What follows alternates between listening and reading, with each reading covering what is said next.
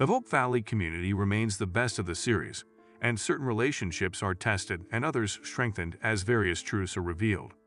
After the drama in When Calls the Heart Season 11 Episode 4, Elizabeth's relationships with Lucas and Nathan come to a head. Nathan and Elizabeth have started inching toward romance, but their relationship lately has been filled with misunderstandings.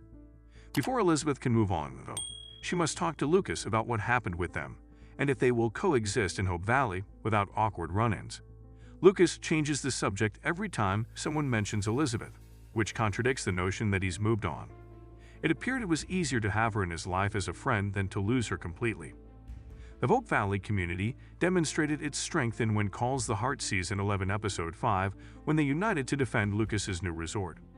Among the many other relationships and subplots that Stronger Together examined was whether Nathan and Elizabeth would eventually confess their love to one another.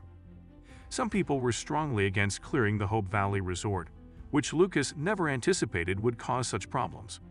The issue was that Maisy, Mike's sister, stood in their way the most. While Mike was concerned about encouraging Maisy to relax and open up, the men only saw her as an obstacle they had to conquer.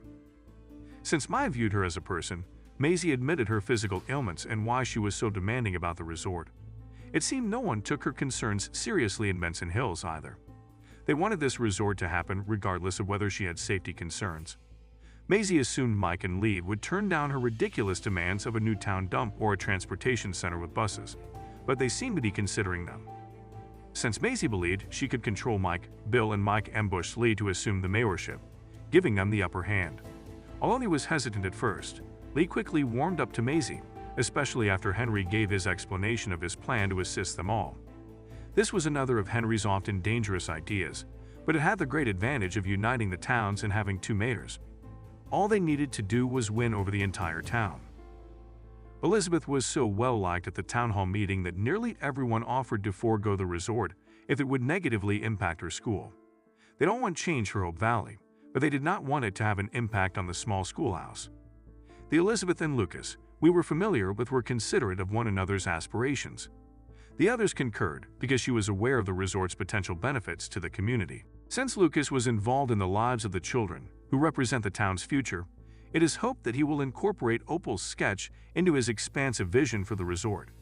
Viewers were deceived about the extent to which the Nathan and Elizabeth narrative would be presented by the weekly promo. They talked to others about their feelings for the most of the plot. Even though things could have been different a century ago, why can't men and women communicate before someone misunderstands? Although Elizabeth and Lucas insisted that their relationship was merely amicable, Nathan misinterpreted what he saw as two individuals conversing and having fun. Nathan was going to stew for days when Lucas stepped in. Despite being Elizabeth's romantic competitors, the two share a special kind of relationship since they truly care about each other. Living in a tiny town meant that everyone knew everything about you, and Lucas detested hearing rumors about his relationship with Jeanette. Lucas approved of Nathan and Elizabeth. They weren't in need of it, but because they were going slowly, the little show helped them get going. Elizabeth might not have been ready, but maybe she really did love Lucas.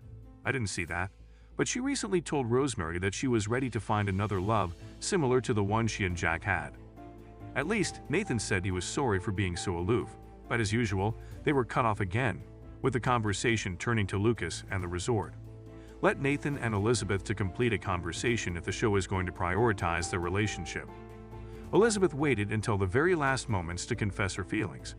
Friends don't see friends like this, Nathan. After her first reunion with her friends and Elizabeth, Anna's return from teacher's college felt lackluster. She appeared to be Elizabeth's additional sounding board as well.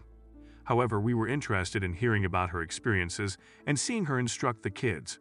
Only after learning that Opal had drawn a sketch of the resort did Anna become interested. In upcoming episodes, maybe we'll get to see her visit the Canfields or learn from her. It would be good to see her reconnect with Minnie, because she used to work at the cafe and lived there for a while. It's been nice to see the Canfields have their own narrative. Joseph has been a fantastic father and pastor, but he now needs to live up to his words. Although it's never enjoyable when your children misrepresent your lessons, Angela and Cooper had good intentions when they wrote their uncle that letter. When their father mentioned that siblings should get along and not allow anything stand in the way of that, they truly paid attention to what he had to say. The issue was that neither Joseph nor his brother wanted to be the first to bury the hatchet. They were both equally stubborn. It will be fascinating to see if Joseph swallows his pride, though, as he realized that wouldn't be a good example to his family.